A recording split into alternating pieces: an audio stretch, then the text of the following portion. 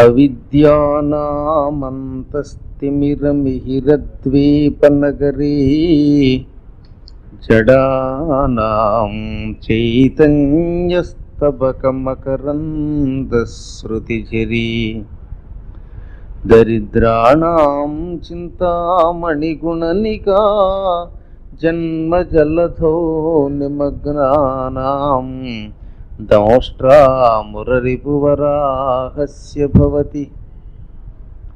శుక్లాంబరధరం విష్ణుం శశివర్ణం చతుర్భుజం ప్రసన్నవదనం ధ్యాయేత్ సర్వవిఘ్నోపశాంతయే. వందే గురుపదద్వంద్వమవాంగ్మానసగోచరం రక్తశుక్లప్రభామిశ్రం అతర్క్యం త్రైపురం మహః. యా కుంద్యందు తుషారహారధవళా యా శుభ్రవస్త్రాన్వితా యా వీణావరదండమండితకరా యా శ్వేతపద్మాసనా యా బ్రహ్మాచ్యుత శంకర ప్రభృతిభిర్దేవైః సదా పూజితా. సా మాం పాతు సరస్వతీ భగవతి నిశ్శేషజాడ్యాపకా. నమః శివాభ్యాం నవయౌవనాభ్యాం పరస్పరాశ్రిష్టవపుర్ధరాభ్యాం నగేంద్రకన్యా వృషకేతనాభ్యాం నమో నమః శంకర పార్వతీభ్యాం. నారాయణం నమస్కృత్య నరం చైవ నరోత్తమం దేవీం సరస్వతీం వ్యాసం తతో జయముదీరయేత్. శ్రీమాతృగురుభ్యాం సభాయై చ నమః. ఋషభుడు విష్ణుంశ స్వరూపుడు అవధూతవలి దిగంబరుడై తిరిగి చివరికి దావాగ్నిలో భస్మం అయిపోతే అతని లీలలన్నీ తెలిసిన ప్రజలు ఆ మార్గాన్ని అనుసరించారట. ఆ రాష్ట్రాధిపతి కూడా తన నిజధర్మాన్ని విడిచిపెట్టి ఋషభుడు ఏ మార్గాన్ని ఉపదేశించాడో ఇంత పూర్వం ఆ మార్గాన్ని అనుసరించి వెళ్ళాడు. కానీ చిత్రం ఏంటంటే ఆయన మతం క్రమేపీ కలియుగానికి వచ్చేసరికి కలియుగంబున భవితవ్యతతే మోహితుండై మనుతుల అసమంజసంబగు పాషండ మతాభినివేశులని చేసి మొదట్లో సక్రమంగా వేదధర్మంతో ప్రారంభమైన వృషభ మతం రాను పైత్యం ప్రారంభమైంది. కొంతమందికి ఎవడికి ఎలా అర్థమైతే అలాగా, లేకపోతే ఎవడికి అనుకూలమైతే ఆ రకంగా ధర్మాలు మార్చుకొని చివరికి నాస్తిక మార్గంలో దిగారట ప్రజలు. ఒకప్పుడు శాస్త్రాన్ని సక్రమంగా ఆచరించేవారు. ఇప్పుడు ఏమవుతుంది, రాను కాలం కదండి అంటాడు.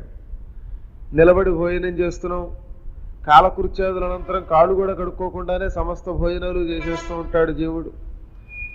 ఈ రకంగా క్రమేపీ ఒక రకమైన పాషండ మతం, వేదానికి వ్యతిరేకమైన మతం వ్యాప్తి చెందింది.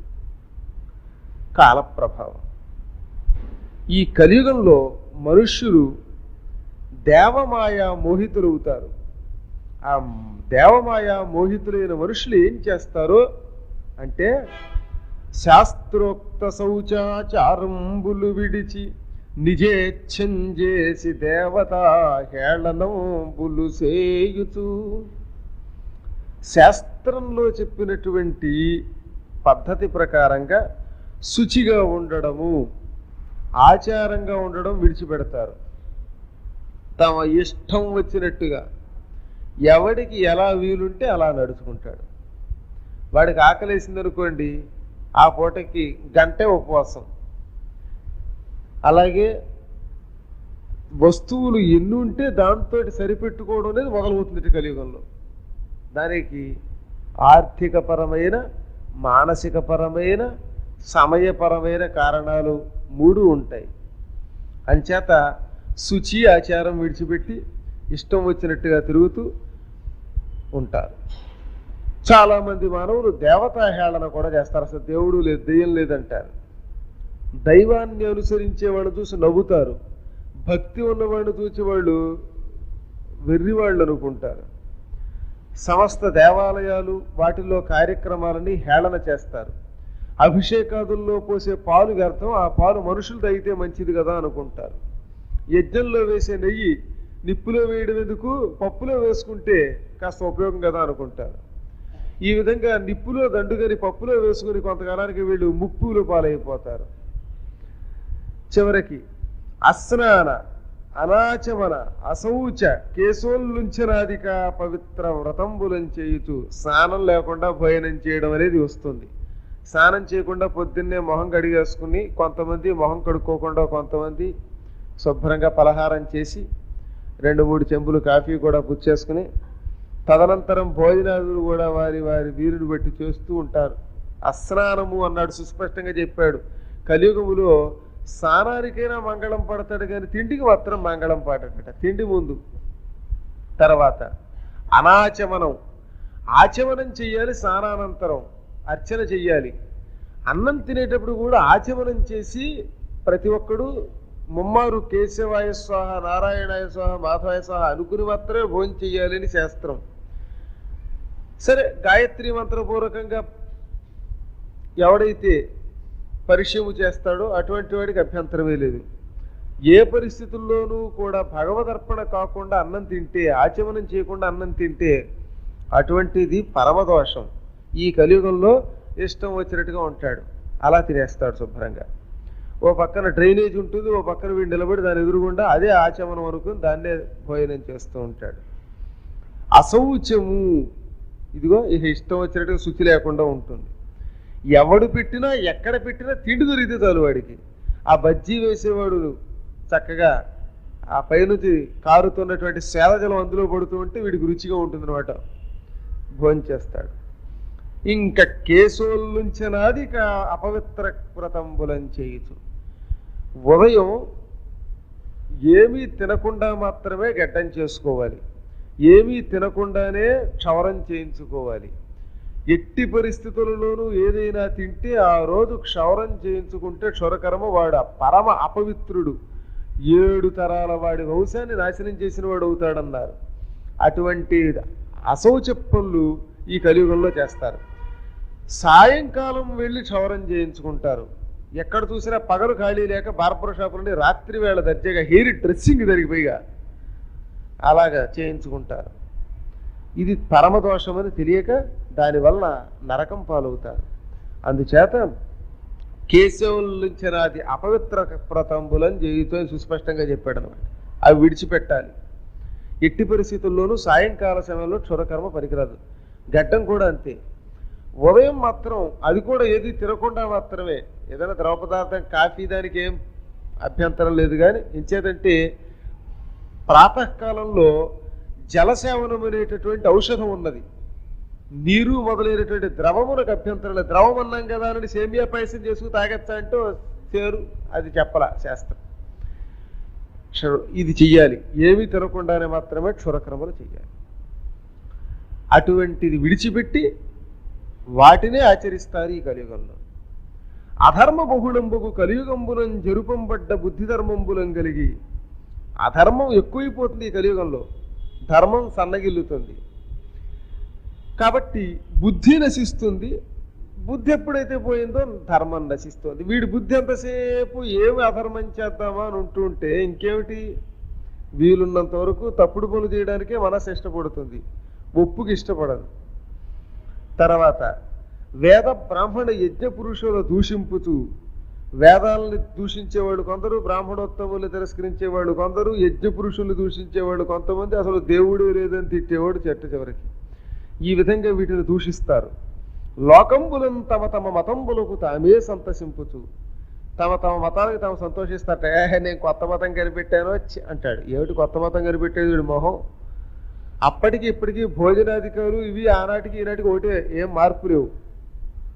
వండే విధానాల్లో తేడా రావచ్చు కానీ తిండిలో మాత్రం మార్పు రాదు. అలాగే ధర్మం అప్పటికి ఇప్పటికీ వేదకాలం నుంచి ఈనాటి వరకు ఏదైనా ధర్మం అదే. కొత్త మతాలు సృష్టించుకొని, కొత్త ఆచారాలు సృష్టించుకొని, వాటి వెంటబడి వేదబాహ్యులై నీతి దూరులై, అలాగే ధర్మం అప్పటికి ఇప్పటికీ వేదకాలం నుంచి ఈనాటి వరకు ఏదైనా ధర్మం అదే. కొత్త మతాలు సృష్టించుకొని, కొత్త ఆచారాలు సృష్టించుకొని, వాటి వెంటబడి వేదబాహ్యులై నీతి దూరులై తమ మతాలకి తామే సంతోషిస్తూ పిచ్చి పనులు చేస్తూ ఉంటారు కలియుగంలో. అవేద మూలం బగు స్వేచ్ఛంజేసి ప్రవర్తించి, వేదానికి వ్యతిరేకమైనటువంటి మార్గంలో స్వేచ్ఛగా నడుస్తూ ఆనందపడతారు. అంధ పరంపరచే విశ్వాసంబు చేసి గుడ్డి నమ్మకాలు మాత్రం పాటిస్తారు. ఒకడెవడో వెళ్ళి దేవుడికి పాదానికి దండం పెట్టాడు, అక్కడి నుంచి ప్రతివాడికి ఆ పాదానికి దండం పెట్టకపోతే దేవుడు పాదం పెట్టి తంతాడేమో అని భయం. అంటే ఒకడు ఏది చేస్తే తక్కిన వాళ్ళు అదే చేస్తారు తప్ప ఇది శాస్త్రం అవురా కదా ఒకడు చెయ్యకపోతే భయమా ఇదేం ఆలోచించరు. అంచేత అంధ పరంపరలు గుడ్డి నమ్మకాలు మాత్రం ఉంటాయి. సరైనటువంటి వాటిని నమ్మవలసిందని నమ్మరట. ఏది శాస్త్ర సమ్మతమో దాన్ని నమ్మరు. ఎవడో ఏదో చెబుతాడు, దానికి అర్థం ఉండదు, తలా తోక ఉండదు, వాటిని మాత్రం నమ్ముతారు. 100% అలాగే నమ్ముతారు. ఏమిటో కారణం తెలియదు. ఇలా నమ్ముతూ తమంతన అంధతమసంబునం పడుతుందరు. వాళ్ళు ఈ లోకంలోనూ చీకట్లో తిరుగుతారు, చచ్చాక అంధతమసం అనే నరకంలో పడతారు. ఈ ఋషభుని అవతారంబు రజోవ్యాప్తులకు తత్పురుషులకు మోక్ష మార్గంబునోపదేశించుటకు అయ్యే. ఎందుకు చెప్పాడు ఇంత గందరగోళం అంటే, ఈ కలియుగంలో ఈ ఋషభుడి చరిత్ర వింటే అటువంటి దోషాల నుంచి విముక్తులు అవుతారు. మోక్ష మార్గాన్ని ఉపదేశించడానికి రజోగుణము తమోగుణము ప్రధానంగా కలిగిన జీవులు ఉన్నారే, వాళ్ళకి మోక్ష మార్గాన్ని ఉపదేశించడానికి ఈ కథ మూలం. అందుకని ప్రత్యేకించి ఎప్పుడో సృష్టి ప్రారంభంలో జరిగిన కృతయుగంలో జరిగిన కథ ఇవాళ వింటే ఆ కలిదోషం నివారణ అవుతుంది. అదీకాక సప్త సముద్రాలతో కూడిన ఈ భూద్వీపవర్షంలో జనులు ఆ పురుషోత్తముడి యొక్క దివ్య అవతారం, ఆయన కొడుకులకు చెప్పిన ధర్మం, ఆయన మొత్తం భూమండలం చుట్టూ తిరిగిన కథ, తర్వాత చివరన అతి పరిశుద్ధమైన అవధూత వేషంలో ఆయన తిరిగినది, ఆ కృత్యములను కీర్తిస్తే చాలట ఆ వ్యక్తులు సమస్తమైనటువంటి అతి భయంకరమైన భవపాపాల నుంచి సంసార బంధాల నుంచి విముక్తి పొందుతారు. దేవతలు కూడా ఆ పురుషోత్తముణ్ణి ఋషభుణ్ణి అవధూతని పొగుడుతూ ఉంటారు. అటువంటిది సామాన్యులమైన మనము ఆయన్ని పొగడకపోతే మన నాలుక దండుగా. చాలామంది మేము అవధూతలమే గొప్పవాళ్ళమే అని ఋషభుడితో పోల్చుకుంటారు. దానికి చెప్పాడు, ఎవ్వండు యోగ మాయా సిద్ధులను అసద్భూతంబులుగుటం చేసి నిరసించే అట్టి ఋషభునితోడ తత్సిద్ధికృత ప్రయత్నులకు ఇతర యోగీశ్వరులు మనోరథంబులనైన ఎట్లు సరియగుదురు. ఏ పురుషోత్తముడు యోగమాయ సిద్ధులు తమ దగ్గరకు వస్తే సిద్ధులు కూడా నాకు వద్దని గెంటేశాడో అటువంటి పురుషోత్తముడు భగవత్ స్వరూపుణ్ణి ఇంకొకటితో పోల్చడమా? ఆయనతో ఎవడైనా పోల్చుకుంటే వాడు అజ్ఞాని, ఆయనతో మరొకడు ఎవడు సరికాడు, మన సంకల్పంలో కూడా సరికాడు. అంతటి మహానుభావుడు వృషభుడు అంటే. ఈ విధంగా సకల వేదలోక దేవబ్రాహ్మణ గోవులకు పరమగురుడు భగవంతుడు ఆయన ఋషభుని యొక్క చరిత్రంబు వినిన వారులకు దుశ్చరిత్రంబు తొలగు. ఆయన చరిత్ర వింటే చాలు. వాడికి చెడ్డ క్యారెక్టర్ ఉంటే ఆ చెడ్డ చరిత్ర తొలగుతుంది, అపకీర్తి తొలగిపోతుంది. కొంతమంది మంచి చేసిన వాడికి అదేంటో తెలియదు, అపకీర్తి పోతుందట. అపకీర్తి తొలగాలి, మాకు ఎక్కడ చూసినా బయట చెడ్డ పేరు వస్తుంది బాబోయ్ అని భయపడేవాళ్ళు ఇది వినాలి. మంగళంబులు సిద్ధించు, వాడికి శుభములు కళ్యాణములు చేకూరతాయి, మంచి జరుగుతుంది. మిక్కిలి శ్రద్ధతోడ ఎవ్వండు వినిపించు వానికి హరిభక్తి దృఢంబగు. ఎవడు శ్రద్ధతో వింటాడో, ఎవడు శ్రద్ధతో వినిపిస్తాడో అటువంటి వారికి ఆ హరి మీద భక్తి ఎక్కువ అవుతుంది, గట్టిపడుతుంది, దృఢమవుతుంది. అట్టి హరిభక్తి తాత్పర్యంబులం పెద్దలు భాగవతులు గుటం చేసి సంప్రాప్త సర్వ పురుషార్థులగుతూ వివిధ వృజిన హేతుకంబగు సంసార తాపంబులు బాసి అవిరతంబు తద్భక్తి యోగామృత స్నానంబు చేసి పరమ పురుషార్థంబైన మోక్షంబునంజెందుదురు అని సప్తద్వీపంబుల వారు నేడును గురియాడుతుందరు. ఆ హరిభక్తి ఎక్కువయ్యి తత్పరత పెరిగి ఇంటిలో వాళ్ళు పెద్దవాళ్ళు భాగవతులు అవుతారు, అంటే భగవద్భక్తులు అవుతారు. ఎప్పుడైతే ఇంటికి పెద్దవాళ్ళు తల్లి తండ్రి ఇలాంటి వాళ్ళు భగవద్భక్తులు అవుతారో ఆటోమేటిక్గా పిల్లలకు కూడా భగవద్భక్తి కలుగుతుంది. ఎప్పుడూ కూడా పెద్దవాళ్ళు ఆచరిస్తే చిన్నలు ఆచరిస్తారు. పెద్దవాళ్ళే ఇంట్లో అస్తమాటు తల్లిదండ్రులు కొట్టుకుని తిట్టుకుంటారు అనుకోండి, పిల్లలకి అవే వస్తాయి. అందుకే ఎంత కోపం ఉన్నా సాధ్యమైనంత వరకు భార్యాభర్తలు పిల్లలు ఎదురుగుంటా కొట్టుకోకూడదు, తిట్టుకోకూడదు అన్నారు. ఒళ్ళు మండిపోతూ ఉంటుంది ఆవిడికి. అందుకని అట్లకాడ విసిరిందనుకోండి వాడి మీదకి, అది చూస్తారు పిల్లలు. రేపు పొద్దున ఆడపిల్లలు అయితే వాళ్ళ మొగుళ్ళ మీదకి వాళ్ళు విసురుతారు, మగపిల్లలు అయితే బయట అందరి మీద ఈ అట్లకాడ ప్రయోగం బదులు క్రికెట్ బ్యాట్లతో కొడతారు. కాబట్టి ఎంత కోపం ఉన్నను పిల్లలకు భగవత్ సంబంధమైన వినిపించవలనే తప్ప తక్కిన వినిపించరాదు. ఇదిగో ఇవి వినడం వల్ల ఈ కథని పెద్దలకి అటువంటి భగవద్భక్తి వస్తుంది. దానివల్ల పిల్లలు వంశము పవిత్రమవుతుంది. ఇక ఈ సంసారం ఎటువంటిది అంటే అది భయంకరమైందని తెలుసున్నా బయటికి రాలేనటువంటి ఒక విచిత్రమైన లక్షణం అట. అది ఎదురుగుండా ఉన్నది బురద అయినా సరే తప్పనిసరి పరిస్థితుల్లో ఆ బురదలోంచి అవతల ఒడ్డుకు పెడతాడు ప్రయాణం చేసేవాడు, అందులోంచి దాటి అవతలకు వెళ్ళాలి, అది వాడికి తప్పనిసరి. అలాగే ఈ సంసారం కూడా పుట్టిన ప్రతి వాడికి తప్పనిసరి, ఎంత ఉద్దరుకున్నా ఇదంతే. ప్రయాణం చేసేవాడు ఇప్పుడు మన రోడ్లు ఉన్నది చూస్తున్నాం మనం, ఆ రోడ్డు నిండా అంతా బురద గోతులు గొప్పులును. చచ్చినట్టు ఏం చేస్తాడు వాడు? నన్ను తీసుకొచ్చి అటువంటి అందులోంచి రావాల్సిందే, రాకపోతే కుదరదు. అలాగే ఈ సంసార బంధంలో కూడా అడుగు పెట్టినవాడు ఇందులోంచి కష్టాల్లోంచి ఈదుకుంటూ అలా వెళ్ళవలసిందే తప్ప వెనక్కి వెళ్ళే మార్గం లేదు. కానీ ఎవడైతే హరి యొక్క నామము కథ అనే నావనాశ్రయిస్తాడో వాడు హాయిగా తేలిగ్గా ఎదురుగుండా ఉండే కంటక మార్గాన్ని బురద మార్గాన్ని వీటిలన్నిటి పవిత్రం చేసుకుపోతాడు. అందువల్ల సంసార తాపాన్ని విడిచిపెట్టాలంటే ఈ ఋషభుని యొక్క చరిత్ర వినాలి. ఆయన భక్తి ఆయన యోగం అనే అమృతాన్ని తాగాలి. అప్పుడు వాడు ఏమవుతాడు? పరమ పురుషార్థములలో కల్లా ఉత్తమం మోక్షం. పురుషార్థములు ఏమిటి? 4 ఉన్నాయి పురుషార్థాలు: ధర్మ అర్థ కామ మోక్షములు. ఈ ధర్మార్థ కామ మోక్షములు 4ంటినే చతుర్విధ ఫల పురుషార్థములు అన్నారు. వీటిల్లో పరమ పురుషార్థం ఏంటంటే మోక్షం, చిట్ట చివరిది. అది పొందాలంటే ఈ ఋషభుడి చరిత్ర జీవితంలో ఒక్కసారైనా వినాలి. తెల్లవారుజామును వింటే అటువంటి వాడు మహాపవిత్రుడవుతాడు.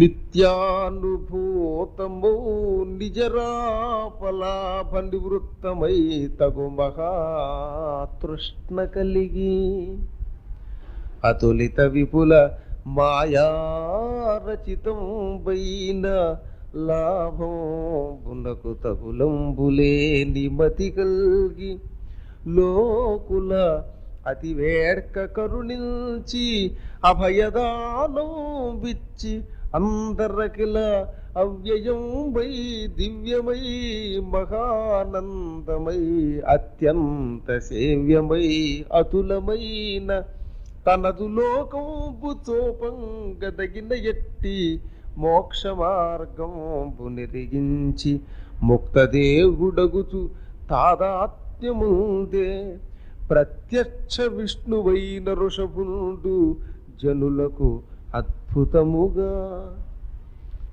ఆ ఋషభుడు ప్రత్యక్ష విష్ణు స్వరూపుడు, నిత్యము అనుభూతి కలిగించే తన అందమైన యోగ సంబంధమైన రూపాన్ని చూపించాడు. ఆ రూపం చూసిన వాళ్ళకి లాభం కలిగించాడు. ఎంత కష్టమైనా లేకపోతే సందేహమైన నివారింపబడేలా చేశాడు. అందరికీ ఆధ్యాత్మికత మీద తృష్ణ కలిగించాడు, ఆసక్తి కలిగించాడు. ఇక మహామాయతో కూడినటువంటి ఈ అత్యంత గహనమైన విషయాలు తెలుసుకోవడం చాలా కష్టం. ఇవి చాలా లోతైనవి, అయినా వాటిని తేలిగ్గా చెప్పాడు. ఆధ్యాత్మిక విషయాలు తెలియడం అంటే అంత తేలికేటి, చాలా కష్టం. వాటిని చాలా తేలిగ్గా వీలున్నంత వరకు తేలిగ్గా చెప్పాడు ఆయన. అందరికీ జ్ఞానాన్ని ఇచ్చాడు, లోకులను కరుణించాడు, అభయదానం ఇచ్చాడు. అవ్యయమైన అంటే ఖర్చు కాని దివ్యమైన ఆనందకరమైన అత్యంత సేవ్యమైన అతులితమైన సాటి లేనటువంటి తన లోకాన్ని చూపించగలిగే మార్గాన్ని ఇచ్చాట. వైకుంఠ లోకానికి వెళ్ళే మార్గాన్ని ప్రజలకు బోధించాడు.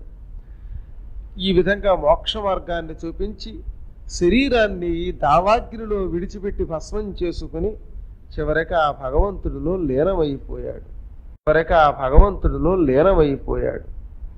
ఆయన ప్రత్యక్ష విష్ణు స్వరూపుడు వృషభుడు.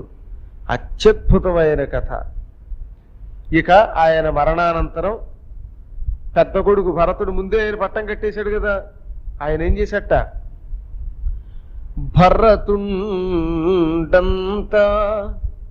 ధరాతలంబు గడకన్ పాలింపుతున్ ధారుడీశర చంద్రుండగు విశ్వరూపునకు మున్ సంజాతయుండి నిర్భర కాంతిన్ విలసిల్లు పంచజని పేరంగల్గు కాంతామణిన్ కరమర్థింధర పెండ్లియాడే శుభలగ్నం బంధు భూవల్లభ.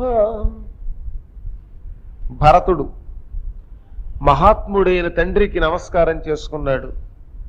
ఆయన ఇచ్చిన ఆధ్యాత్మికతకు తాను వారసుడయ్యాడు. ఆయన పట్టాభిషేకం చేసిన కారణం చేత ఈ భరత వర్షాన్ని పాలించాడు. తన పేరు మీదుగా ఈ లోకానికి భారతదేశము అని పేరు కూడా తీసుకొచ్చేలా చేశాడు. అత్యంత భక్తి శ్రద్ధలతో చాలా జాగ్రత్తగా ఎక్కడా ఏ ప్రజలకు ఎవరికి హాని కలగకుండా ప్రతి వాళ్ళని కన్నబిడ్డల్లో చూసుకుంటూ ఈ భారతదేశాన్ని పరిపాలించాడు. ఆ కాలంలో భూమండలానికి రాజు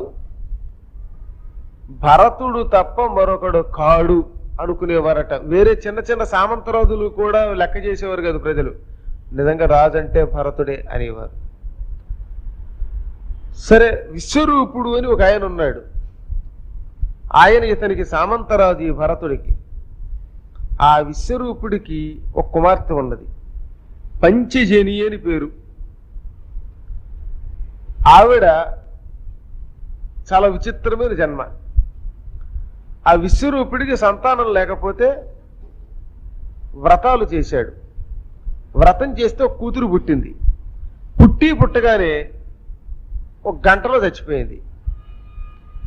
మళ్ళీ వ్రతం చేశాడు, మళ్ళీ కూతురు పుట్టింది. మళ్ళీ ఇలాగే పుట్టగానే గంటలో మరణం చెందింది. అప్పుడు నారద మహర్షి వచ్చాట. ఏమయ్యా, నాకు ఇలా ఆడపిల్లలు పుడుతున్నారు చచ్చిపోతున్నారు ఏమిటంటే, నీకు 4 సార్లు అలా పుట్టి చచ్చిపోతారయ్యా, 5వ సారి పుడుతుంది మళ్ళీ కూతురు. ఆవిడ శాశ్వతంగా ఉండి ఆవిడ వల్ల నీకు పేరు వస్తుంది. కానీ రహస్యం ఏమిటో చెబుతున్నా విను. వరసగా 5 సార్లు జన్మించేవాడు ఒకే ఆవిడ, ఒకే పిల్ల, ఒక అప్సరస పూర్వం సముద్రంలోంచి జన్మించింది. అప్పంటే నీరు. అప్సరస అంటే అర్థం ఏంటంటే సముద్రం మధించినప్పుడు క్షీరసాగర మథనం నుంచి పుట్టిన వాళ్ళకి అప్సరసలు అని పేరు, అంతకంటే లేదు. మధించకుండా కూడా కొంతమంది పుట్టారు సృష్టి క్రమంలో ప్రారంభంలో. వాళ్ళు కూడా అప్పంటే నీరు కనుక నీటిలోంచి పుట్టారు కనుక అప్సరసలే. అటువంటి అప్సరస ఒక ఆవిడ విష్ణువునకు చిన్న ద్రోహం చేసింది. దాంతో భగవంతుడి యొక్క ఆగ్రహానికి గురై పంచజన్మలు ఎత్తుతున్నది. జని అంటే జన్మ. 5 జన్మలు నీ ఇంట్లోనే పుడుతుంది నీ భార్యకి. పుట్టి పుట్టుగానే చచ్చిపోవడం గంటలో, మళ్ళీ ఇంకో జన్మ నీ భార్యకే పుడుతుంది. 5వసారి పుట్టి మాత్రం శాశ్వతంగా ఉంటుంది. ఆవిడని భగవంతుడైన విష్ణువునకు పుత్రుడై పుట్టిన భరతుడు పెళ్లి చేసుకుంటాడు. దాంతో నీ జాతకం మారుతుంది, నీకు పేరు వస్తుంది అన్నారట. పాపం విశ్వరూపుడు అలాగే చూశాడు. 4 సార్లు కూతుళ్ళు పుట్టి చచ్చారు, 5వసారి మళ్ళీ పుట్టింది ఆవిడ. పుట్టిన ఆవిడ పెర్మనెంట్ గా బతికిందిట. అదిగో 5 సార్లు పుట్టింది గనక పంచజని అని పేరు పెట్టారు. జని అంటే పుట్టుక. జనుర్జనన జన్మ అని జనిరుత్పత్తిరుద్భవ అని పేర్లు ఇవన్నీ కూడా. జను అన్న, జని అన్న, ఉత్పత్తి అన్న, ఉద్భవం అన్న, జన్మమన్న, జననమన్న, పుట్టుకే, వీటన్నిటికీ పేర్లు అనమాట. అంచేత 5 సార్లు పుట్టిన ఆవిడకి పంచజని అని పేరెట్టారు. అలా విశ్వరూపుడికి పుట్టి పంచజని అని పేరు పొందినటువంటి కాంతామణిని ఈయన భక్తి శ్రద్ధలతో ఉన్నదానిని వివాహం చేసుకున్నాడు. శుభలగ్నంలో ఈ భరతుడికి ఆ అమ్మాయికి వివాహం అయింది. ఆ పంచజని వల్ల ఆయనకి 5 కుమారులు పుట్టారట. సుమతి, రాష్ట్రభుక్కు, సుదర్శనుడు, ఆచరణుడు, ధూమ్రకేతువు అనేటటువంటి 5 కుమారులు పుట్టారు. పాపం మామగారికి కేవలం ఈ కూతురు తప్ప మరెవరూ లేరు. ఈయనకి మాత్రం 5 కొడుకులే పుట్టారు. ఒకళ్ళకి పుట్టేవాళ్ళకి అందరూ కొడుకులే పుడతారు, ఇంకొకళ్ళకి అందరూ ఆడపిల్లలే పుడతారు. అదో యోగం. అలాగా ఈయనకి 5 కుమారులు పుట్టారు. ఆ తర్వాత ఈ 5 కుమారులు పుట్టిన తర్వాత అప్పటితో పూర్తిగా అజనాభము అని పేరుట. అంత పూర్వం మన దేశానికి, అంత పూర్వం భారతదేశం కాదు పేరు, అజనాభము. ఈ 5వ కొడుకు కూడా పుట్టాక భూమండలం అంతా భారతదేశము, భరతవర్షము అనే పేరు పూర్తిగా వ్యాపించింది. అంత పూర్వం కొద్ది కొద్దిగా ఉన్నదల్లా పూర్తిగా ఆ పేరు వ్యాపించిందట. అట మొన్న అజనాభంబును పేరంగల్గు వర్షంబు భరతుండు పాలించు కతంబున భారత వర్షంబున బరగే. అంత పూర్వం దాకా అజనాభము అని పేరు కలిగినటువంటి ఆ దేశం, మన దేశం, ఆయన పేరు మీదుగా పూర్తిగా భారతవర్షము అని మారింది. ఆ తర్వాత భరతుడు నిజ పిత లేలిన కరణిని కర్మముల నెల్లగై కొన్ని ప్రజలన్ హరికృపనుదుచుయేలెను ధరణీ సురవరులు పొగడా ధరణీనాథ. భరతుడు తన తండ్రి, తాత, ముత్తాత వీళ్ళంతా ఎంత ఆప్యాయతతో, ఎంత భక్తి శ్రద్ధలతో ఈ ప్రజలను ఏలారో, ప్రజలకి కష్టం రాకుండా ఎంత జాగ్రత్తగా చూసుకున్నారో అవన్నీ దృష్టిలో పెట్టుకుని ప్రజలను చాలా శ్రద్ధగా పాలించేట. తన కష్టముగా భావించేట ప్రజల యొక్క కష్టాన్ని. ఇలా ఎప్పుడైతే ప్రజల్ని శ్రద్ధగా పాలిస్తున్నాడో, ప్రేమతో లాలిస్తున్నాడో, హరి యొక్క అనుగ్రహం అతని మీద పడిందట. ఏ రాజు, ఏ ప్రభువు తన ప్రజల్ని జాగ్రత్తగా పాలిస్తాడో వాడి మీద భగవంతుడైన వాసుదేవుడు కృప చూపిస్తాడు.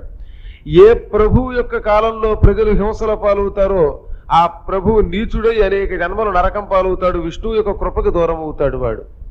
కలియుగంలో సంగతి చెప్పుకోకలేదు, వాళ్ళు వదిలేద్దాం. ఆ మహానుభావులు చక్కగా ప్రజల శ్రద్ధగా చూశారు. హరికృప పొందాడు ఆయన భరతుడు. మొత్తం భూమండలంలో ప్రతి పండితుడు ఆ రోజుల్లో అతను పొగిడేవట. పాలన అంటే ఇది, భరతుడి పరిపాలన చాలా బాగున్నది అనుకున్నారు. భగవంతుడకు జగద్భరితు నల్పంబులు అధికంబులైన పెక్కత్తరముల దర్శ పూర్ణిమల చేతకను చాతుర్మాస్యముల అగ్నిహోత్రము వలన కటక. ఆ వృషభపుత్రుడైనటువంటి భరతుడు చిన్న, చితక, పెద్ద ఇటువంటి యాగాలు చాలా చేశాడు. పూర్ణిమలలోను తక్కిన కాలంలోనూ ప్రజలకి మంచి మంచి అన్నదానాలు, నిరత అన్నదానాలు చేయించాడు. చాతుర్మాసం అంటే ముందే చెప్పుకున్నాం మనం. ఆషాఢంలో శయన ఏకాదశి నాడు మొదలుకొని కార్తీక మాసంలో వచ్చే ద్వాదశి వరకు కూడా ఈ 4 నెలలు చాతుర్మాస్య దీక్ష అంటారు. ఇప్పుడు నడుస్తున్నది అదే. ఆ 4 నెలలు అత్యద్భుతమైన కాలం, సత్కార్యక్రమాలకి పరిపూర్ణమైన కాలం అది. ఏమండి ఆషాఢం అంటే శూన్యం కదంటే శూన్యము లేదు, మాన్యము లేదు. భగవత్ సంబంధమైన కార్యక్రమాలకి ఇంతకంటే ఉత్తమమైనది లేదు. అటువంటి ఆ ఉత్తమ కాలంలో 4 నెలలు ఏకబిగిని గొప్ప హోమం చేశాడు ఆయన. ఆ హోమములో తిండితో తృప్తి పొందనివాడు కాని, కావలసిన వస్తువుని తీసుకుపోనివాడు కాని లేడట. రథం వస్తే రథం కావాలనుకున్నాడు, రథం పట్టుకుపోయాడు. ఎక్కడ ఎవరికి ఏది కావాలంటే అది పట్టుకుపోయాడు అనమాట. అసలు ఒక్క ముక్కలో చెప్పాలంటే ఆయన ఇచ్చిన ఈ దానం వల్ల వచ్చిన వస్తువులు పట్టుకెళ్ళడానికి ప్రజలకు ఓపిక లేకుండా పోయింది. అంత దానం చేశాడు ఆయన. ఆ కాలంలో అయినా పుట్టాం కాదనుకున్నారట కొంతమంది తర్వాత వాళ్ళు పాపం. ఇక అనేక పర్యాయములు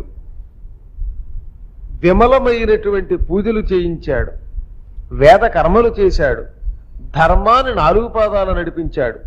ఆయన కాలంలో సకాలంలో వర్షాలు కురిసేవి. వర్షాకాలంలో మిట్ట మధ్యాహ్నం ఎండలో కాసేయటం అనేది ఆ రోజుల్లో లేదు. వేసవి కాలంలో వర్షాలు కురవడం ఇలాంటివి లేవు. కాలుష్యం లేదు, చెత్త లేదు, చెదారం లేదు. ఎక్కడ చూసినా శుచి శుభ్రతలతో భూమండలం ఉండేది. ఎందుకంటే ఆయన ప్రజల కోసం చేశాడు, నిస్వార్థంగా చేశాడు. పైగా చేసిన ప్రతికర్మ పురుషోత్తమ అర్పణంబుగ చేయుచును మఖంబులను, భగవంతునికి అర్పణగా చేశాడు. ప్రజల కోసం చేసే ప్రతి కార్యక్రమం అదొక యజ్ఞం అనుకున్నాడు ఆయన. రోడ్డు వేస్తే ఆ రోడ్డు కాంట్రాక్ట్లో ఎంత కొట్టేద్దామని ఆయన పాప అనుకోలే. ఆయనకు అవసరం లేదు మహాత్ముడు. అందువల్ల చక్కగా రాజ్యాల ధర్మంతో విలసిల్లింది. ఒక్కలో చెప్పాలి అంటే ఆ కాలంలో దానం పుచ్చుకోవడానికి కరువు అయిపోయారు. రాను ముష్టివాడు దొరికితే బాగుండి వాడికి దానం చేద్దామని ఒకసారి ఆయన చాటింపు వేస్తే సంవత్సర కాలానికి కూడా ఒక్కడూ దొరకలేదట. ఇక బలవంతంగా దానం చేయవలసిన పరిస్థితి వచ్చింది. అది పరిస్థితి.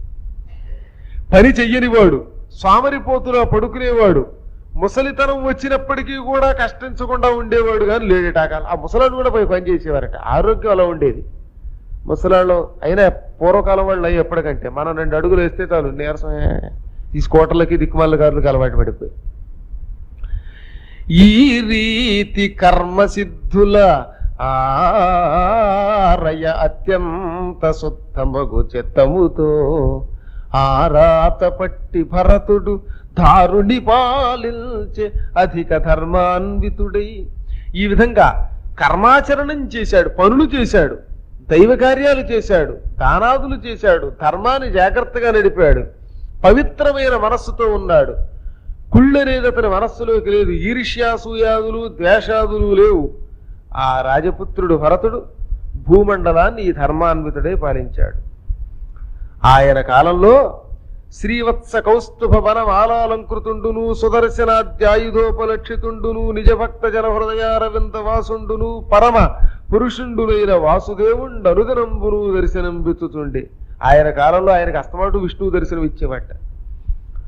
శంఖ చక్ర గదా పద్మాలు ధరించినవాడు, సుదర్శన చక్రధారి, పీతాంబరం ధరించినవాడు, నీలమేఘ ఛాయా శరీరుడు, అనేక శిరస్సులతో, బాహువులతో, పాదాలతో, కిరీటాదులతో, కేయూరాదులతో, కంకణాదులతో వచ్చేవాడు. ఒక కంకణానికి మనకు తలప్రాణం తక్కువస్తుంది. ఆయనకు ఆపాద మొత్తం కంకణాలే. ఆయన భగవంతుడు లక్ష్మీదేవి ఆయన దగ్గర ఉంది.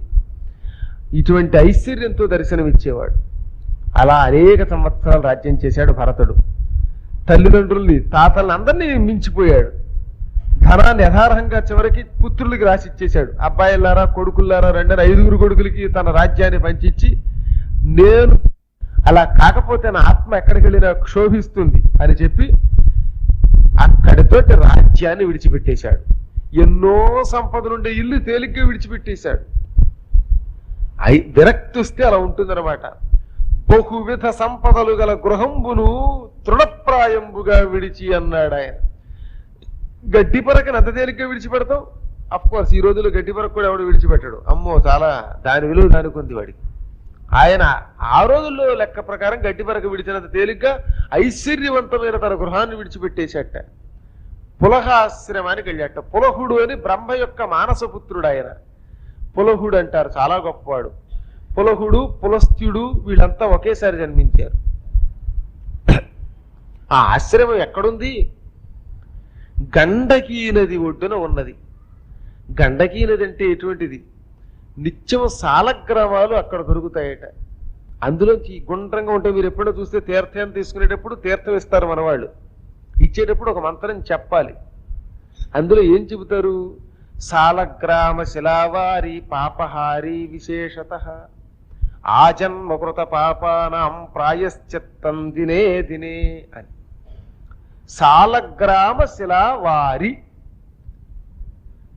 సాలగ్రామము అనేటటువంటి రాయితో కలిసిన నీరు. అంటే ఆ రాయి ఎక్కడ ఉండాలి? ఆ రాయి మీద నీళ్లు ఉండాలి. ఆ రాయి ఉన్న నీరే తీర్థం అంటే. అది నియమం. అలా ఉంటే ఏమిటి ఆ సాలగ్రామం? అది లేకుండా తీర్థం ఇవ్వకూడదంటే ఇవ్వచ్చు. కానీ సాలగ్రామం ఎందుకు ఉండాలి అంటే పాపహారీ విశేషత, విశేషముగా పాపములను తొలగిస్తుందట. ఎన్నో పాపాలు చేసిన వాడు ఈ సాలగ్రామంతో కూడి నీళ్ళు తాగితేనే ఆ దోషాన్ని విడిచిపెడతాడు. అలాగే ఎవరి నుంచి పాపాలు చేసేసి వచ్చి అప్పుడు తాగుదాం అనుకోకండి. తెలియక చేసిన వాడికి ఇది. కావాలని చేసి వచ్చేవాడిని ఎవడో ఏం చేయలేడు. అంచేత సాలగ్రామము అనేక జన్మ పాపములు తొలగిస్తుంది. అది తీర్థం అంటే. ఆజన్మకృత పాపానాం ప్రాయశ్చిత్తం దినే దినే. ప్రతిరోజు ప్రాయశ్చిత్తం కోసం ఎన్నో జన్మల నుంచి మనం చేసిన, పుట్టినప్పటి నుంచి చేసిన పాపాలన్నీ కూడా తొలగించుకోవడానికి ఈ సాలగ్రామం అనే ఆ రాయి ఉన్నటువంటి నీరుని సేకరించాలి. అది నియమం. అటువంటి ఆ సాలగ్రామములు పుట్టే నది గండకి. అంటే గండకీ నదిలో ప్రతి రాయి సాలగ్రామమే అన్నారు. ఆ సాలగ్రామం అంటే విష్ణు స్వరూపం. అటువంటి గండకీ నది ఒడ్డున ఉన్న పులహ మహర్షి ఆశ్రమానికి వెళ్ళాడు. ఏ ఆశ్రమంబున ఇందిరాధీశ్వరుడత్తటి వారలనాదరించి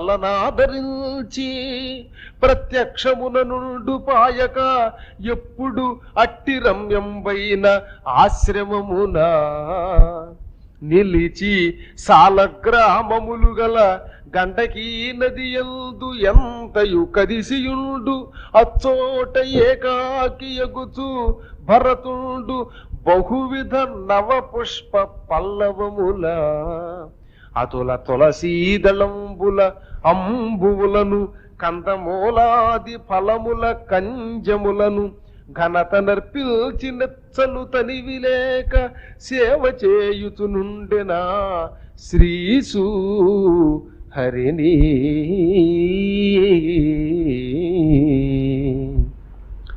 ఏ ఆశ్రమంలో లక్ష్మీ వల్లభుడైన విష్ణుమూర్తి నిరంతరం ఉంటాడో అటువంటి ఆశ్రమం పులహాశ్రమం. అంటే పులహ మహర్షి ఆశ్రమంలో విష్ణువు అక్కడ సాక్షాత్తు ప్రత్యక్షమై ఉంటాడు. అక్కడి వారిని గౌరవిస్తాడు, దర్శనమిస్తాడు, ఆనందాన్ని ప్రసాదిస్తాడు. ఇక గండకీ నది ఎక్కడ ఉన్నదో, సాలగ్రామములు ఎక్కువ ఎక్కడుంటాయో, తరచుగా రమ్యమైన వనములు ఎక్కడుంటాయో అటువంటి పరమ పవిత్ర ప్రదేశమే ఈ పులహ ఆశ్రమం. అటువంటి ఆశ్రమం దగ్గరికి వెళ్ళి తానొక ఆశ్రమం స్థాపించుకున్న నది ఒడ్డున ఏకాకిగా, ఇక ఎవరితో సాంగత్యం లేదు. జ్ఞానులు అస్తమాటు ఇతరులతో సాంగత్యం చేయరు. సాంగత్యం చేస్తే సజ్జనులతోటి చేస్తారు, మంచి విషయాలే చర్చిస్తారు, పనికి వాళ్ళ విషయాలు చర్చించరు. అలాంటి కారణం చేత ఏకాకి అయి ఆ భరతుడు రకరకాల కొత్త కొత్త పుష్పాలు ఎప్పటికప్పుడు తెస్తూ, చిగురుటాకులు తెస్తూ, తులసి దళాలు తెస్తూ, గండకీ నదిలోని పరమ పవిత్రమైన జలాన్ని తీసుకొస్తూ దానితో భగవంతుణ్ణి ఆ విష్ణుమూర్తిని అర్చించాడు. కందమూల ఫలాలు తినేవాడు ఆయన. ఆహారంగా అసలు నిజంగా నన్ను అడిగితే ఆరోగ్యం బలవంతా పచ్చివాటిలో ఉంది. చక్కగా దుంపలు తెచ్చుకొని పళ్ళు తింటూ ఉండేవాడు. ఈ ఉడకబెట్టి చెత్తా చెదారం తింటూ ఉంటే కడుపులు పాడే మనలో చాలా తేడాలు వస్తాయి. అందుకని యోగులు బలంగా ఉంటారు. చూడండి, మీరు ఉత్తర భారత్ అక్కడికి వెడితే సన్యాసులు ఉంటారు, వాడు మంచి బలంగా ఉంటారు. మనము ఉన్నాం ఇలా. ఆ మహానుభావుడు అలాగే కందమూలాది ఫలాలు శుభ్రంగా తినేవాడు. తామర పువ్వులతో ప్రత్యేక అర్చన చేసేవాడు విష్ణువునకు. ఎంత అర్చన చేసినా, ఎంత యోగాభ్యాసంతో ఉన్నా, ఎన్ని జ్ఞాన విషయాలు తెలుసుకున్నా తృప్తి ఉండేది కాదు. ఇంకా ఏదో ఏదో పొందాలని ఆ శ్రీశుణ్ణి హరిని అర్చిస్తూ ఉండేవాడు. క్రమేపి విషయముల మీద ఆయనకి వాంఛ నశించింది. ఓర్పు, సహన గుణం బాగా పెరిగింది. సహనం పెరగాలి అంటే నియమాలతో కాస్త జాగ్రత్తగా జీవితం గడిపితే వాడికి ఓర్పు వచ్చేస్తుందన్నారు. ఆహారం, వ్యవహారం ఇవన్నీ జాగ్రత్తగా ఉంటే మనిషికి సహన శక్తి వస్తుంది. కోపం తాపం పోవాలి అంటే ఈ నియమాలు ఉండాలి. ఆయన ప్రతిరోజు నిద్ర కేవలం 4 గంటలు మాత్రమే స్వీకారం సరిపోయేది. ఆయనకి ఎడతెగక ఆ పరమ పురుషుడి యొక్క పరిచర్య చేస్తూ హృదయంలో భవబంధాలు విడిచిపెట్టాడు. సంతోషంతో ఉండేవాడు. ఒక్కొక్క రోజు పండు ఏం దొరకపోయినా తినడానికి ఆనందంగానే ఉండేవాట. ఆయనకి ఆకులు తిని బతికేవాట. అవి తిన్నా ఆయన శరీరం పులకించేది. ఎందుకంటే అదే భగవత్ప్రసాదం అనుకోవడం వల్ల ఆనంద బాష్పాలు కారుతూ ఉండేవి ఆయనకి. ఒక్కొక్కప్పుడు హృదయంలో భగవంతుడు ప్రత్యక్షమైన అనుభూతి కలిగి కళ్ళమట ఆనంద బాష్పాలు వచ్చాయి. ఒక్కొక్కప్పుడు గంభీరంగా ఉండేవాడు. లోపలే ఎడతెరపి లేకుండా వాసుదేవ నామం చేసేవాడు. ఈ విధంగా తాను ఎప్పుడు ఎలా పూజిస్తున్నాడు అనేది మర్చిపోయి ఒంటి మీద స్పృహ కోల్పోయి నిరంతరం భగవత్ సంబంధమైన వ్యాసక్తిలో ఉండిపోయాడు. ఇలా ఉండగా ఒకనాడు తెల్లవారుసామున ఒక ఆయన ప్రత్యక్షమయ్యాడు. జింక చర్మం ధరించాడు ఆయన. ఏనాడు తైల సంస్కారం లేక తలంత అట్టలు గట్టి జడలు గట్టి ఎర్రగా అయిపోయింది. ఆ పురుషుడు అక్కడికి వచ్చి చేతిలో ఒక వేణబుచ్చుకు వాయిస్తూ ఓం నమో నారాయణాయ అని 3 సార్లు అతను ఎదురుగుండా అని వెళ్ళిపోయాట. ఎప్పుడైతే ఆ వ్యక్తి అలా వెళ్ళిపోయాడో అక్కడి నుంచి ఆ నామం ఇతనికి పట్టుకున్నది. ఎడతెరపి లేకుండా నిరంతరం ఓం నమో నారాయణాయ అనుకున్నాడు. కొంతకాలానికి అతనికి తెలిసింది ఆ వ్యక్తి నారద మహర్షి అని. ఆ నారదుని ద్వారా భగవంతుని యొక్క అష్టాక్షరి మంత్రోపదేశం పొంది తాను కూడా క్రమేపీ ఆయన ఆకారంలో గడిపోయాట. ఆయనకి వల్లే జుట్టు ధరించాడు. ఆయనకి వల్లే మెడలో వీణ వేసుకున్నాడు. తులసి మాలలు మెడలో వేసుకున్నాడు. తులసి ఎప్పుడు తల మీద ధరించకూడదు, మెడ దాటి వెళ్ళకూడదు. అందుకని మెడలో మాత్రం తులసి దళాలు ధరిస్తూ ప్రతిరోజు ఆ పరమాత్ముణ్ణి హిరణ్మయ పురుషుణ్ణి ధ్యానిస్తూ ఇలా అనుకున్నట్టు ఒకనాడు కర్మఫలంబుల కడక నిచ్చుచు మనో వ్యాపారమున ఇట్టి అఖిల లోకముల చేసి మహాత్మా, ఇంకా నాకు ఈ కర్మతో సంబంధం లేదు. కర్మల ఫలితం నాకొద్దు.